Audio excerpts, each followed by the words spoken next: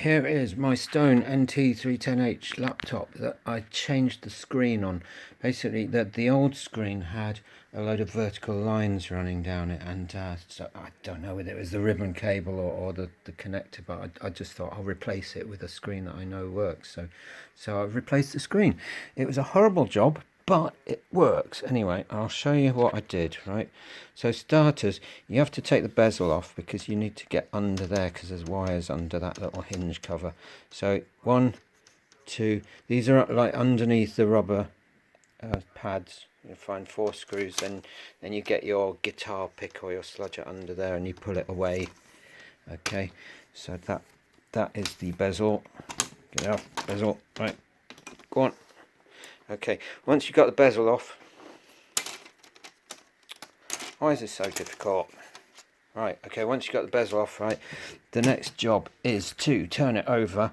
Now when you turn it over, you're going to find this lovely cover here. You'll find that like there are loads of screws to take out all the way around here, loads of screws. You'll probably miss one. Okay, but the main thing is to take this cover off here. Once you've got this cover off, you can see some workings in here. Now, what I've already done here is I've taken this bit out. Okay, so this is the Wi-Fi thing. It's a real curse, that. Okay, so you can see the connectors here. You have the black one goes there and the clear one goes there, and there's a little screw in there that holds it down. So that's how it goes. But you need to take this out so you can get at the ribbon cable underneath here. So what we're looking at here is this ribbon cable here slots into this connector here, and the way you get it out is, see just there's a little black thing, and you push that way, and the same on that side, you push it that way, and then the ribbon cable slides out. You see this sticky tape here? It's best just to take the whole lot off, because when you come to put it back together, that sticky tape really gets in the way. Okay, now once you pulled that ribbon cable out, there's another connector there for this ribbon cable, and it's the same thing, and you find a little tab on either side, and you push the tabs backwards and the cable slides out.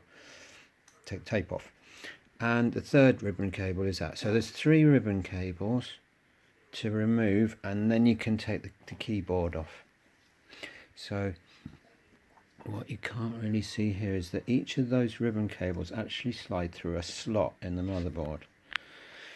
So right, once you've undone the ribbon cables and taken out all these screws, and you will miss a screw. There's one there, but you didn't notice it. There's one there you didn't notice.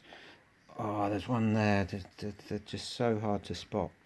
But eventually you'll get the keyboard off and pull the ribbon cables through the slots, and then you can see what's on the other side. Now I'm going to show you the old laptop that I cannibalized.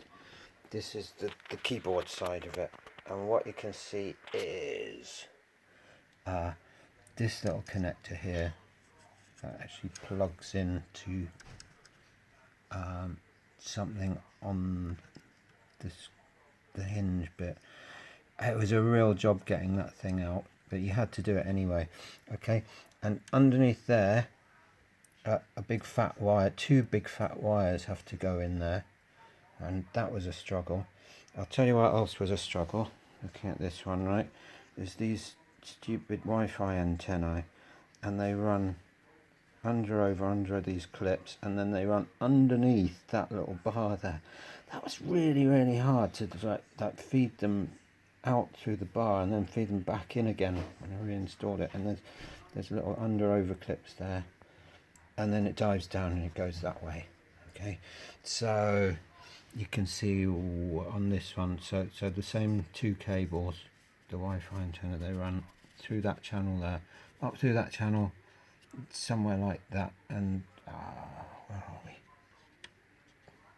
Disappear through there into the screen. So okay, there's another Wi-Fi antenna, and that's this one. See there, right, and it was sort of threaded all the way behind that little post there and everything, and it comes out here. And the thing is that it's not actually attached to anything. It was just taped down here because it's just in case you want to attach an extra Wi-Fi card to this connector here. But yeah, so that wasn't used. I could have actually just taken that off. I think that's about everything really. It wasn't an easy job, but the good news is it all worked when I put it together. Oh yeah, something else, right? Okay, well, when you come to disconnect the main connector for the screen, that thing there, you can just leave it up with a screwdriver. It's quite an easy one. Okay, and then you need to get it through that little hole at the back there, and it's just not big enough. But the trick is that as you lift the body of the laptop up, the whole plastic case kind of flexes, and then because the motherboard's rigid, it kind of opens up a little hole there that you can feed the connector through. And once you've fed that connector through to the other side, you'll find another connector underneath it, and it's exactly the same thing. It just fits through the hole. Think that's everything. Yeah, like I say, the hardest bit was these busted wires here. They were horrible trying to get them through there, but it worked okay.